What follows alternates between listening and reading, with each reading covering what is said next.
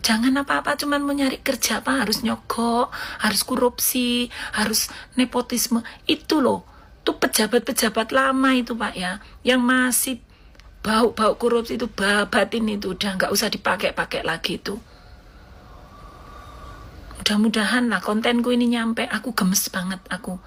Walaupun aku udah jadi warga luar negeri, tapi aku tuh masih punya anak cucu saudara di Indonesia.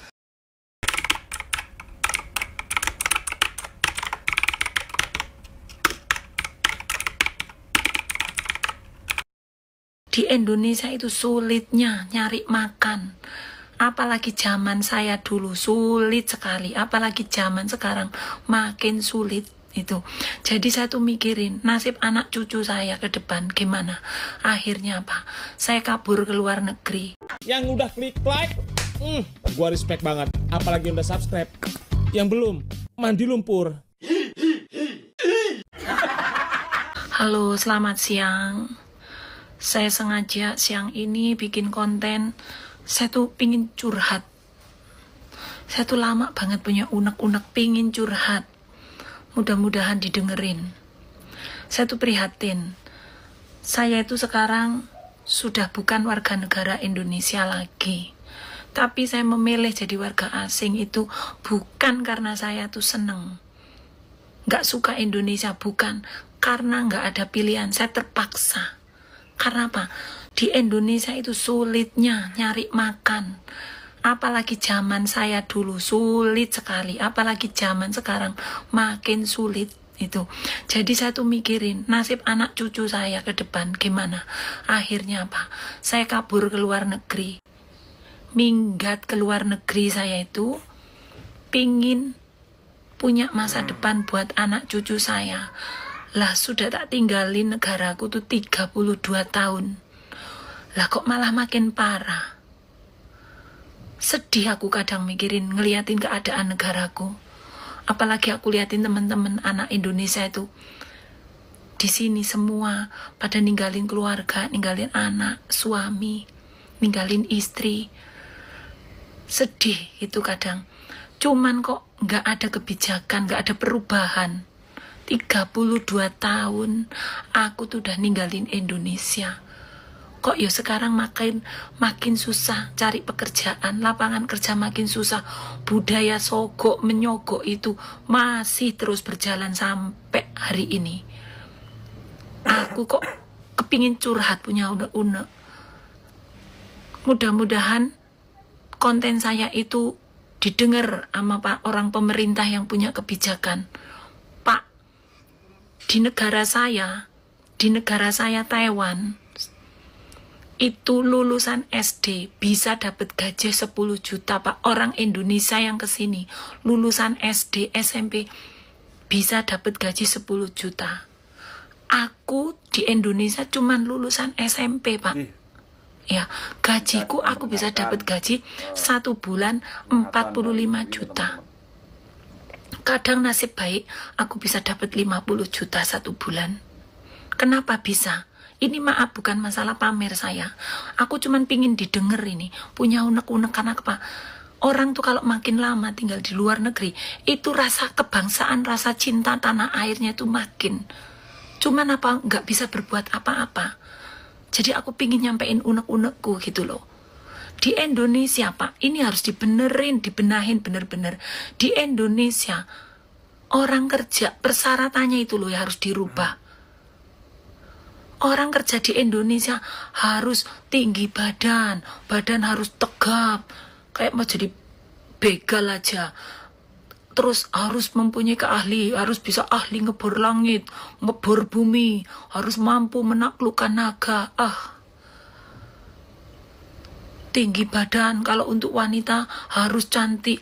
Orang cuman kerja jadi kasir apa itu?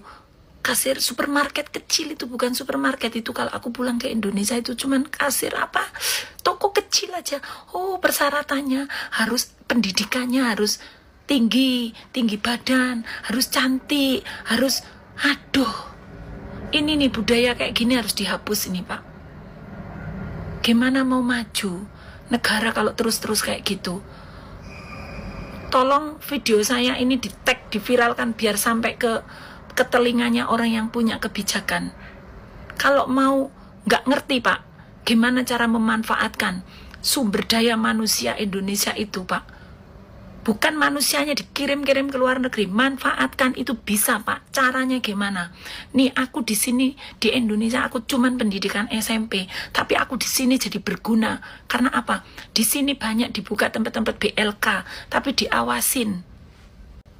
Jangan apa-apa cuman mau nyari kerja Pak, harus nyogok, harus korupsi, harus nepotisme. Itu loh, tuh pejabat-pejabat lama itu Pak ya, yang masih bau-bau korupsi itu, batin itu udah nggak usah dipakai-pakai lagi itu.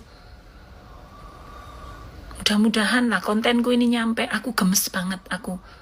Walaupun aku udah jadi warga luar negeri, tapi aku tuh masih punya anak cucu saudara di Indonesia. Terus masa depan mereka gimana? Orang kalau nggak tamatan, nanti kita nyekolahin anak udah capek-capek sampai jual wedus, jual kandang, jual sendal jepit. Nanti anak kita lulus, nggak ada lapangan kerja. Nanti begitu kerja sarjana, gajinya nggak sesuai. Gaji paling 3 juta, 2.700.000, 2 juta. Itu pun susahnya minta ampun. Di sini, di Taiwan, pendidikan SD gaji bisa 10 juta. Di Jepang pendidikan SD gaji bisa 15 juta, 20 juta. Di Korea gaji bisa besar. Aku di Indonesia cuman pendidikanku SMP, tapi aku di luar negeri aku bisa dapat gaji 45 juta. Kenapa bisa? Kenapa bermanfaat? Kalau di Indonesia kerja itu kan yang ditanyain ijazahnya dulu, cantiknya dulu, tinggi badannya dulu. Emangnya mau benerin genteng apa? Tinggi badan diperluin. Terus nasib orang cebol itu apa mesti nggak punya masa depan? Ini PR untuk pemerintah Indonesia nih. Saya kritik ini, walaupun saya udah bukan warga negara Indonesia lagi, saya kritik ini.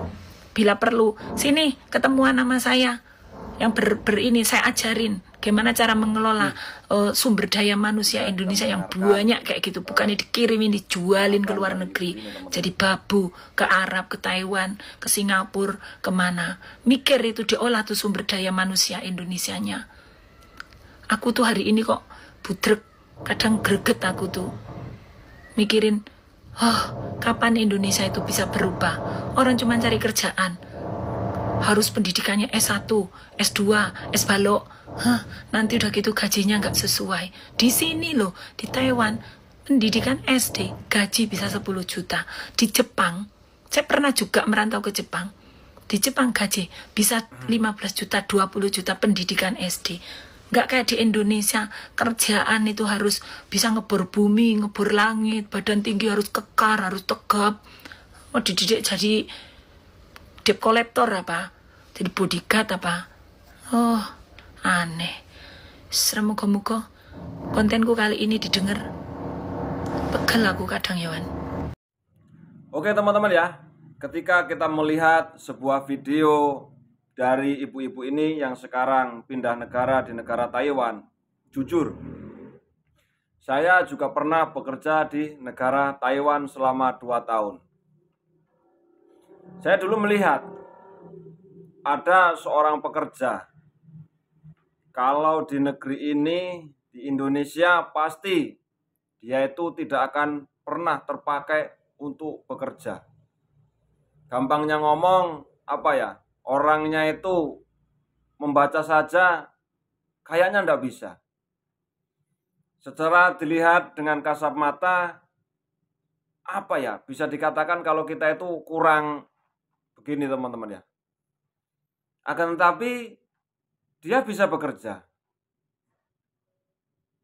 Memang sangat miris ya ketika kita melihat sekarang itu dari hashtag pergi aja dulu ya. Cukup sedih lah ya. Padahal ini jujur, sebagai seorang mantan TKI, kita itu bisa dikatakan terpaksa. Karena apa? Ya begitu, seperti apa yang dikatakan oleh ibu ini. Nah ini ya, yang membuat saya agak gimana gitu ya. Kayaknya kok begini-begini terus ya. Cuman janji, janji, janji, janji ketika akan menjadi seorang pemimpin. Nah pertanyaan saya, boleh enggak kita menagih janji itu?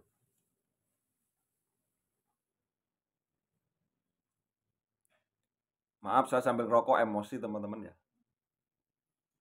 Ketika melihat video dari ibu-ibu ini.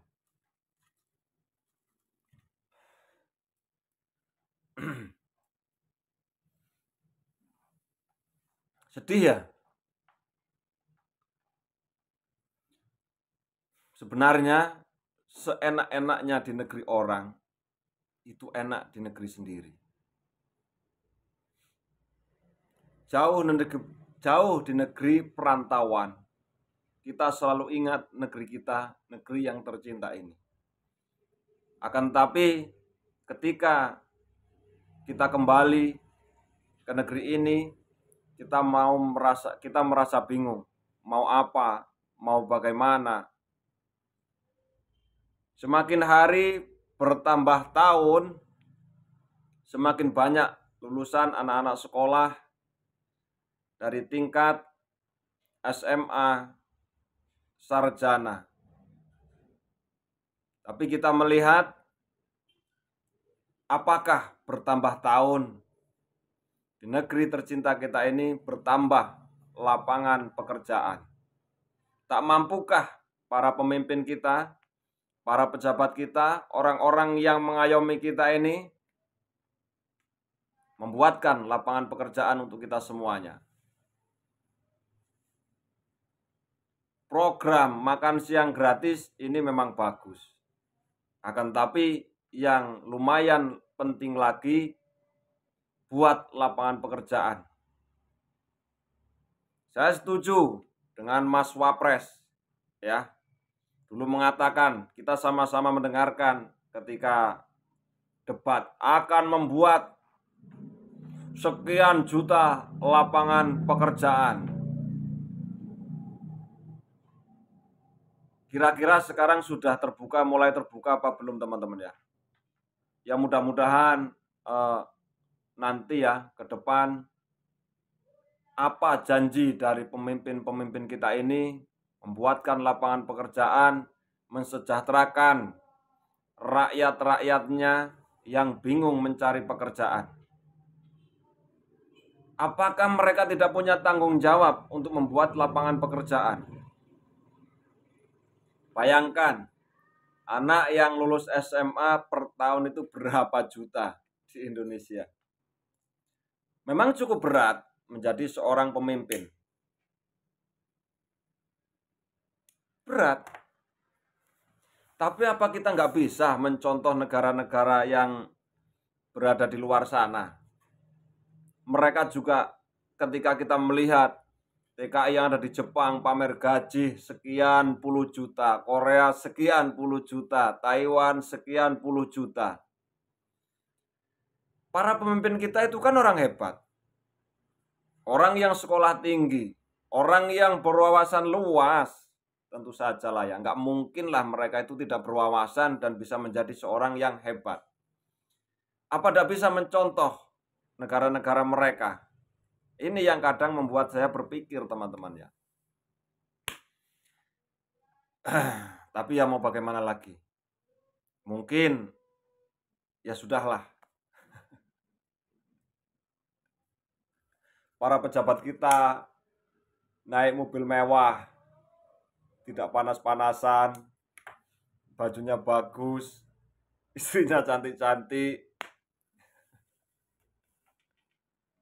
Ayolah Pak, berpikir bagaimana caranya membuat lapangan pekerjaan. Jangan sampai kita itu berpikiran negatif, apakah Anda itu menjadi seorang pemimpin memang mencari pekerjaan atau ingin mensejahterakan masyarakat, karena akhirnya berpikir seperti itu. Ketika menjadi seorang pemimpin, ketika belum jadi seorang pemimpin turun, survei. Tapi ketika menjadi seorang pemimpin, sibuk. Mungkin tak pernah lagi turun ke rakyat. Nah, ini yang paling kita tunggu-tunggu itu dari gebrakan, dari janji-janji pembuat lapangan pekerjaan ketika belum dilaksanakan. Berat kan? Ya berat. Oke teman-teman ya, mudah-mudahan ya kita sama-sama berdoa nantinya di negeri ini banyak membuat lapangan pekerjaan untuk generasi penerus bangsa agar nggak terlalu kebingungan sampai pergi ke negara orang. Ini ya saya sebenarnya yakin kok kalau para pemimpin kita itu mampu. Oke, terima kasih. Sekian dulu. Salam persaudaraan untuk kita semuanya. Salam sejahtera, salam bahagia. Wassalamualaikum warahmatullahi wabarakatuh.